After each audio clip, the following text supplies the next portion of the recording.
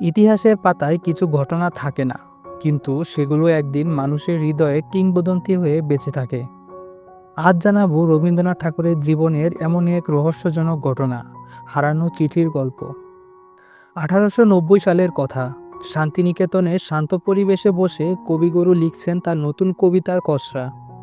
হঠাৎ এক চিঠি এলো। চিঠিতে লেখা মাত্র 3টি শব্দ, দেখা হবে শিগগির। কিন্তু প্রেরকের নাম নেই। কবিগুরুর মনে প্রশ্ন, কে পাঠালো, কেন পাঠালো? পরের দিনই ঘটল অদ্ভুত ঘটনা। শান্তিনিকেতনের লাইব্রেরির পুরনো তাক থেকে হঠাৎ পড়ল এক কবিতা, যা তিনি কখনোই লেখেননি, অথচ কাগজে তারই হাতের লেখা। কবিগুরু ভাবলেন, হয়তো মনে নেই, হয়তো বহু বছর আগের লেখা। কিন্তু ঘনিষ্ঠ বন্ধু প্রমোদ চৌধুরী বললেন, না রবি, তোমার হাতের লেখা নকল করার ক্ষমতা খুব কম মানুষের আছে। তখনই ট্যাগরের চোখে ধরা পড়ল ছোট এক দাগ, অন্যের হাতের লেখা ট্যাগরের নকল স্বাক্ষর।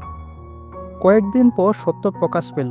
শান্তিনিকেতনের এক তরুণ ছাত্র ছিল, যে রবীন্দ্রনাথকে অনুসরণ করত অন্ধ ভক্তের মতন।